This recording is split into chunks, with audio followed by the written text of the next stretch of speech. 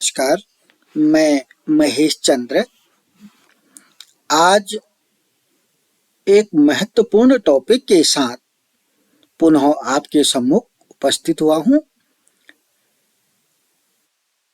नाट्य शास्त्रीय पारिभाषिक शब्दों में कुछ महत्वपूर्ण शब्द आपके पाठ्यक्रम में हैं।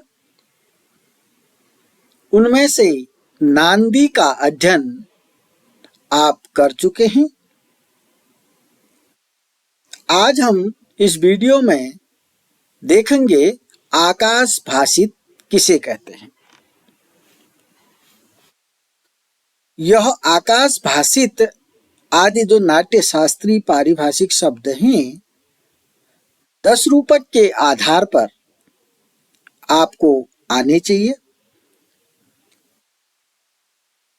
बीए द्वितीय सेमेस्टर यानी कि संस्कृत के छात्र छात्राओं के पाठ्यक्रम में यह टॉपिक रखा गया है। आइए देखते हैं आकाश भाषित क्या है। जैसे कि दिखाई दे रहा है आकाश भाषित, आकाश और भाषित। आकाश का मतलब आप जानते हैं आकाश होता है, भाषित का मतलब बोलने से मतलब होता है। इन्हीं दो शब्दों को आधार बना करके आइए हम सीखते हैं आकाश भाषित क्या है। आकाश में कही गई बात को आकाश भाषित कहते हैं। आकाश में कही गई बात को आकाश भाषित कहते हैं। बस एक आकाश शब्द है, एक भाषित शब्द है। आकाश में कही गई बात को आकाश भाषित कहते हैं। अब ये इस तरीके का अध्ययन हो रहा है, कहाँ पर आप इसका प्रयोग करेंगे ये सब कुछ इस वीडियो में आपको बताया जाएगा। तो आप आकाश भाषित सीख गए होंगे। आकाश में कही गई बात को आकाश भाषित कहते हैं। और इसको संस्कृत में इस तरीके से लिखा गया, जब आपको आकाश भाषित को समझना है तो आकाशे भाषितम इति आकाश भाषितम बोलिएगा। आकाशे भाषितम इति आकाश भाषितम। आकाशे का मतलब आकाश में, भाषितम माने बोली गई, कही गई बात को आकाश भाषित कहते हैं। संस्कृत में आप याद कर लेंगे, आकाशे भाषितम इति आकाश भाषितम। आकाश में कही गई बात को आकाश भाषित कहते हैं। विशाखदत्त और कालिदास आदि कवियों ने आकाश भाषित के लिए आकाशे शब्द का प्रयोग किया है। तो आकाशे शब्द जो कालिदास, विशाखदत्त आदि जो कवि हैं, संस्कृत के जो विद्वान हैं, उन्होंने इस आकाश भाषित को आकाशे शब्द भी कहा है। आप आकाश भाषित आकाशे शब्द को आकाशवाणी के रूप में जान सकते हैं, क्योंकि आप आकाशवाणी शब्द सुन चुके हैं।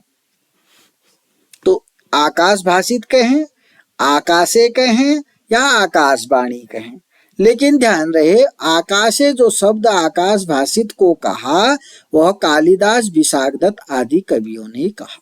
क्लियर है। अब ये आकाशवाणी आकाश भाषित का प्रयोग होता कहाँ पर है? आकाश भाषित का प्रयोग प्रायः रूपकों में होता है। रूपक का मतलब होता है 10 रूपक, यानी कि नाटक आदि रूपकों में होता है। नाटकों में आप छोटे बीए द्वितीय सेमेस्टर के बच्चे रूपक क्या है ये नहीं समझेंगे, तो इसका मतलब नाटक आदियों में इसका प्रयोग होता है, कथाओं में इसका प्रयोग होता है, कहानियों में इसका प्रयोग होता है, नाटकों में इसका प्रयोग होता है। क्लियर है। किसका? आकाश भाषित का, आकाशवाणी का। आकाश भाषित का प्रयोग प्रायः रूपक आदि, नाटक आदि रूपकों में होता है। नाटकों में होता है, रूपकों में होता है। क्लियर है। जब किसी ये आकाशवाणी आपने किसी न किसी किताब में अध्ययन किया होगा, शुरू होता है वहां पर आकाशवाणी हुई, किसी फिल्म में देखा होगा आपने आकाशवाणी किस तरीके से होती है, तो वही चीज ये आकाश भाषित है। अब होता क्या है, आकाश भाषित भी सूच्य कथा की प्रस्तुति का एक मनोरंजक माध्यम है। तो जो आकाश भाषित है, आकाशवाणी है, वह भी मनोरंजन, कभी ये भी मनोरंजन करता है।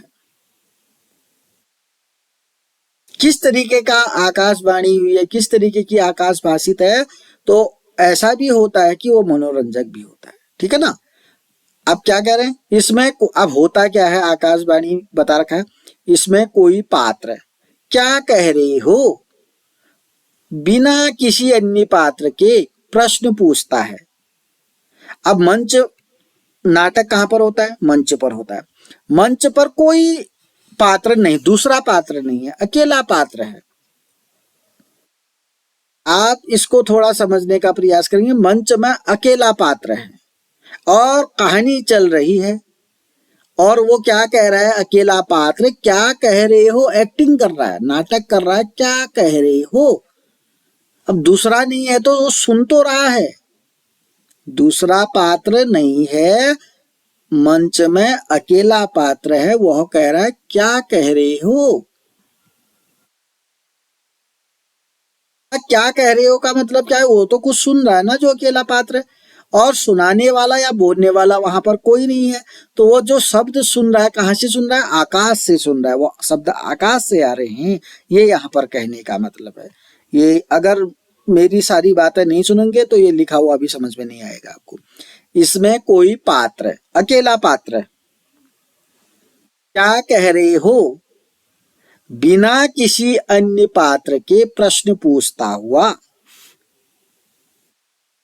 तथा बिना उत्तर पाए ही उत्तर सुनने जैसा अभिनय करता हुआ।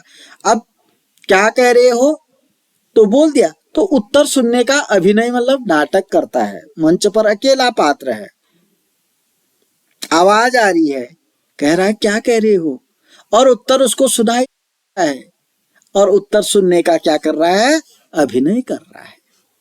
कथा ऐसा करता है, वो कथा को अकेले ही प्रस्तुत करता है।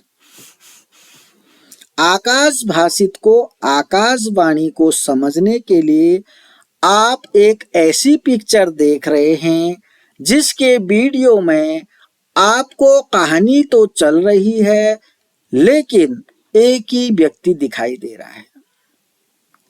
आपको मंच पर एक ही अकेला व्यक्ति दिखाई दे रहा है, और वह व्यक्ति कह रहा है क्या कह रही हो, ऐसा वह अभिनय करता है, एक्टिंग करता है। तो क्या कह रहे हो सुनने का जो एक्टिंग कर रहा है, इसका मतलब वो कहीं बाहर से आ रही है, आकाश से आ रहे हुए शब्दों को सुन रहा है। इसी को हम आकाश भाषित कहते हैं, इसी को आकाशवाणी कहते हैं। कालिदास और विशाखदत्त आदि कवि इसको आकाशे कहते हैं। आप इसको देववाणी भी कह सकते हैं, देवताओं की वाणी हो रही है जैसे। चलिए, आकाशवाणी को समझने के लिए, आकाश भाषित को सुनने के समझने के लिए उदाहरण चाहिए, आपको एग्जाम्पल चाहिए। अगर आपने कोई कथा पढ़ी है, कोई नाटक पढ़ा है, कोई फिल्म देखी है, कोई कुछ भी आपने देखा, तो उसका आकाशवाणी का जो अंश है इसमें लिख सकते हैं। मैं आपको आकाशवाणी का एक उदाहरण बता रहा हूं, उसको भी आप इसमें मेंशन करेंगे, लिखेंगे। जैसे महाभारत में देखा होगा आपने, एक आकाशवाणी होती है महाभारत में। अरे कंस, द्रौपदी का 8वां पुत्र तेरा काल होगा। आपको पुनः सुना देता हूं, महाभारत में आकाशवाणी होती है कि अरे कंस, द्रौपदी का 8वां पुत्र तेरा काल होगा। जो मेरे शब्द हैं, इससे आपको बहुत ज्यादा नॉलेज मिल गया होगा। अरे कंस, कंस जो है दुष्ट था। अब मैं ये कहानी तो नहीं बतानी है, क्योंकि मुझे आपको आकाशवाणी समझानी। आकाशवाणी हुई थी महाभारत में। अरे कंस, ये जो शब्द हैं वो आकाश से आए हुए थे। अरे कंस, द्रौपदी का 8वां पुत्र तेरा काल होगा। तो बच्चों, अगर आपको आकाश भाषित समझना है तो एक दो एग्जाम्पल तो देने पड़ेंगे। तो महाभारत का एग्जाम्पल आप सभी को पता होगा, इसलिए मैंने यहाँ पर यही एग्जाम्पल दिया। तो महाभारत में एक आकाशवाणी हुई थी और एक कंस, द्रौपदी का 8वां पुत्र, तेरा काल होगा। और वो जो आकाशवाणी थी, मैं कह रहा हूं आकाशवाणी को देववाणी कहिएगा, तो जो आकाशवाणी थी, देववाणी थी, वो सच हुई, क्योंकि द्रौपदी का जो 8वां पुत्र था कृष्ण, वह कंस का काल बना। क्लियर? कुछ आया नहीं आया, महाभारत की आकाशवाणी तो आ ही गया होगा।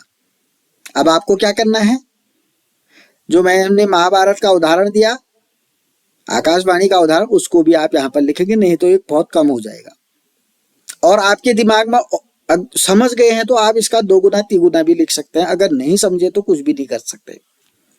जो भी आपको स्क्रीन में दिखाई दे रहा है ये बहुत कम है, इसको आप 3 गुना करिएगा। अगर आप आकाशवाणी आकाशभाषित मेरे द्वारा बताने पर समझ गए हैं, आप इसका 3 गुना लिख सकते हैं, और लिखिएगा जरूर।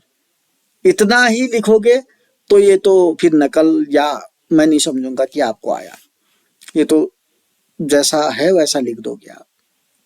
चलिए, आकाश भाषित किसको कहते हैं? आकाश में कही गई बात को आकाश भाषित कहते हैं। आकाशे भाषितम इति आकाश भाषितम। विशाखदत्त और कालिदास आदि कवियों ने आकाश भाषित के लिए आकाशे शब्द का प्रयोग किया है। आकाशवाणी भी इसको कहते हैं, देववाणी भी इसको कहते हैं। भाषित का प्रयोग प्रायः रूपक, नाटक आदि रूपकों में होता है। इसीलिए मैं 10 रूपक के आधार पर आपको इसका अध्ययन करना है। अब 10 रूपक क्या है, आप आगे अमे जब करेंगे तब सीखेंगे। धनंजय की कृति है। आकाश भाषित भी सूच्य कथा की प्रस्तुति का एक मनोरंजक माध्यम है। ये जब कथा चलती है ना, तो कथा को आगे बढ़ाने के लिए, कथा की सूचना के लिए, सूचित करने के लिए एक मनोरंजक माध्यम है आकाश भाषित। इसमें होता क्या है, इसमें कोई पात्र क्या कह रहे हो बिना किसी अन्य पात्र की प्रश्न पूछता हुआ तथा बिना उत्तर पाए ही उत्तर सुनने जैसा अभिनय करता हुआ कथा को अकेले ही प्रस्तुत करता है। ये मान के चलिए आप अकेले कमरे में बैठे हैं और किसी से बात कर रहे हैं। अकेले कमरे में बैठे हुए हैं, कोई नहीं है, ये मान के चलिए किसी से बात कर रहे हैं। तो आप बात जब कर रहे हैं, क्या कह रहे हो, सारी एक्टिविटी भी हो रही है, एक्टिंग भी हो रही है, क्या कह रहे हो, सुन भी रहे हो, इस तरीके जो एक्टिविटी हो रही है, यही आकाशवाणी है। तो महाभारत का एग्जाम्पल मैंने आपको बताया, उससे भी आपको समझ में आ गया होगा।